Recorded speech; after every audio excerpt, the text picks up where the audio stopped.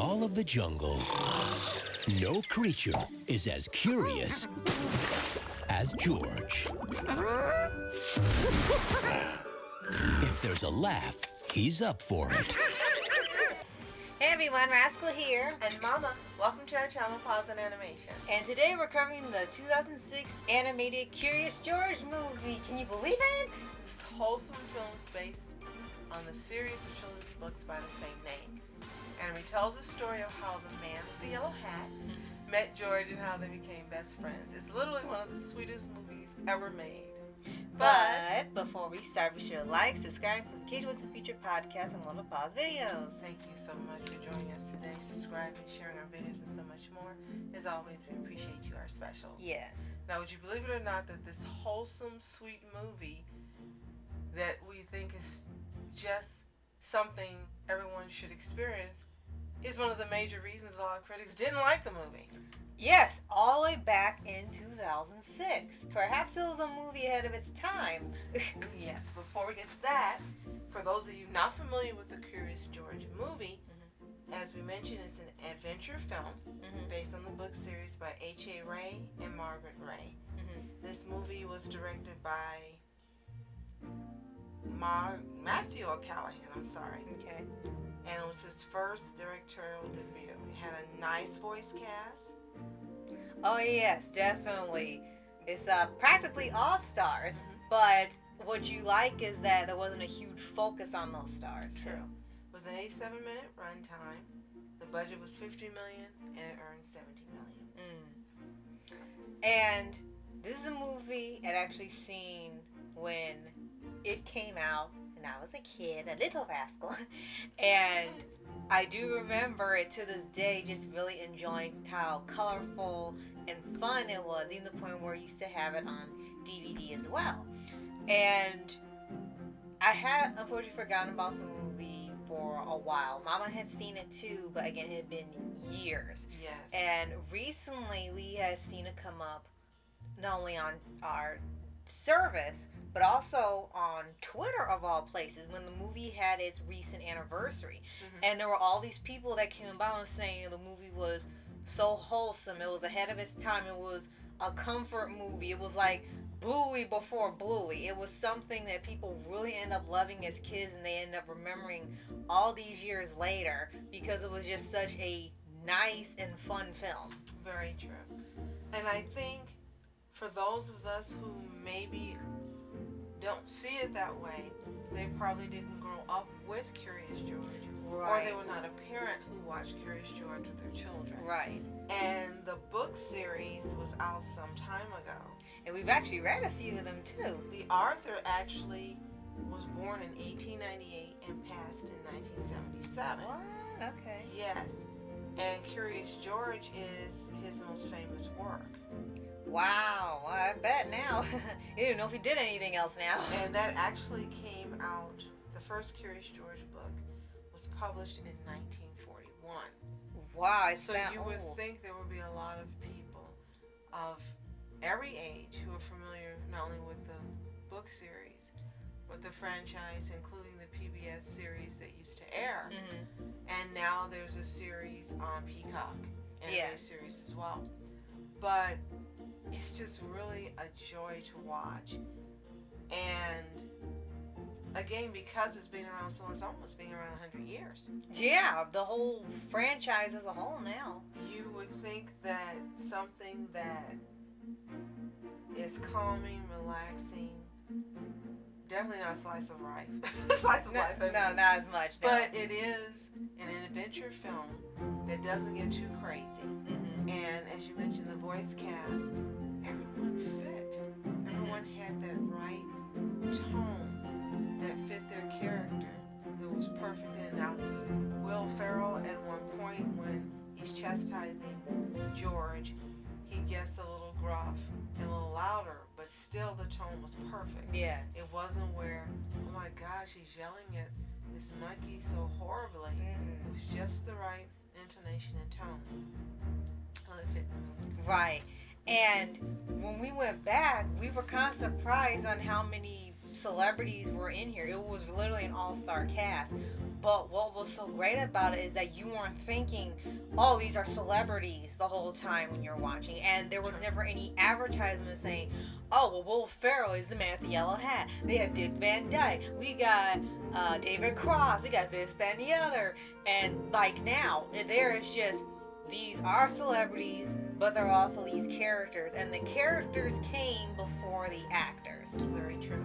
Now, this was a joint production between Imagine Entertainment and Universal Animation Studios, distributed by Universal Pictures. Mm-hmm. Interestingly, it was the first theatrically released animated film since Balto when this came out. Wow. Which had come out in 1995. Wow, it took them that long to have a movie again. 11 years.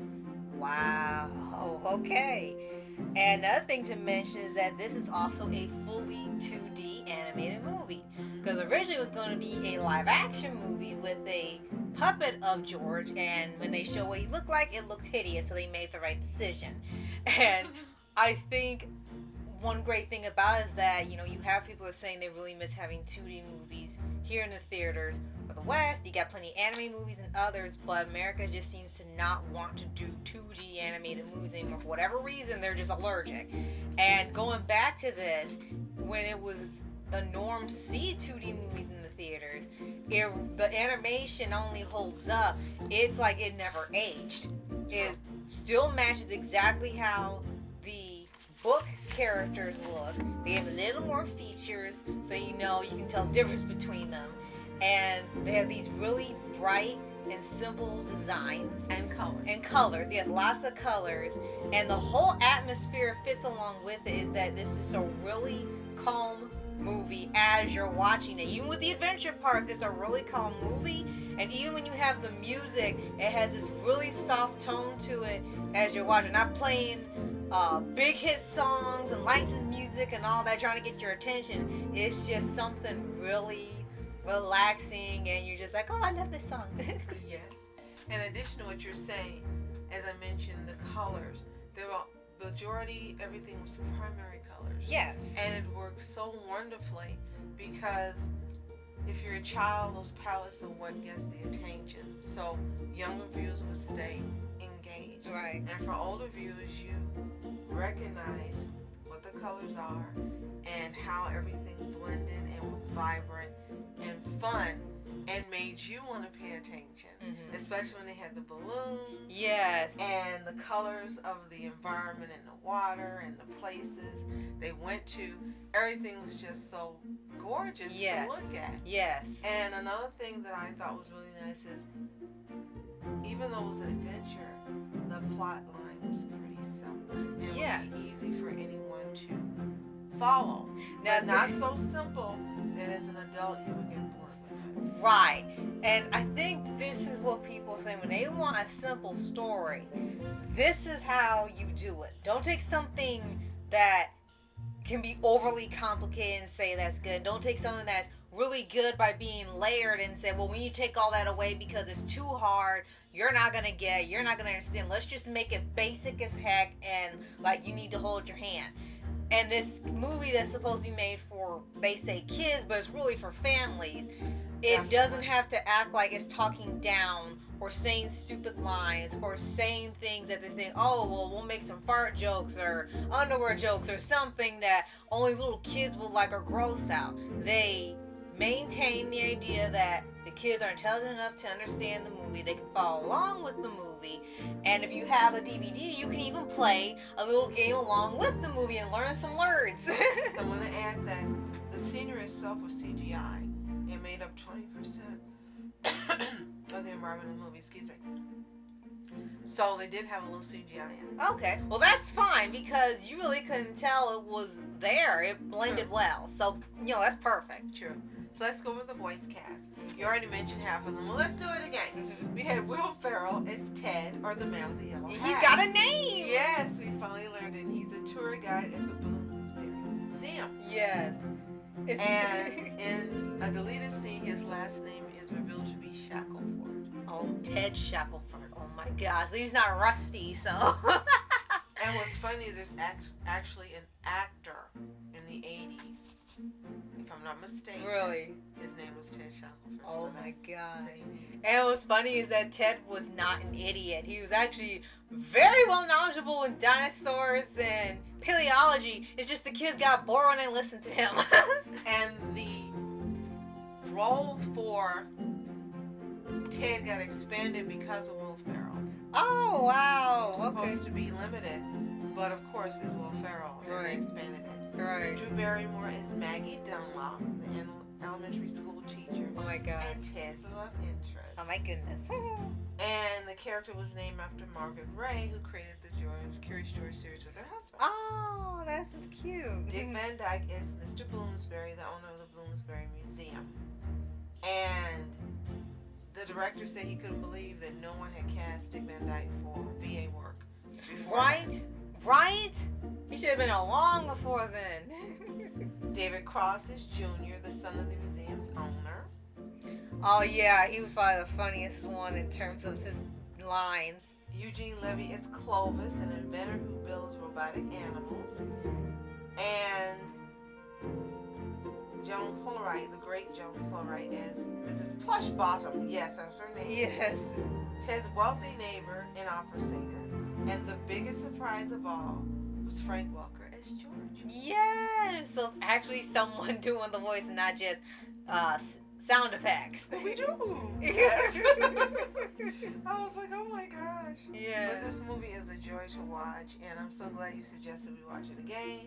And I'm really glad you suggested we cover it. Mm-hmm. Because yes, we do all different types of animation coverage and comics and manga and anime and live action movies based on those sources.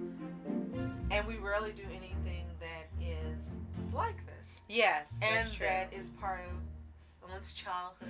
Right. Nostalgic. Yes. And again, Curious George is a part of probably everyone's childhood on here Yes. since the first book was released in 1941. Exactly. Yeah. There's no way you didn't know about it.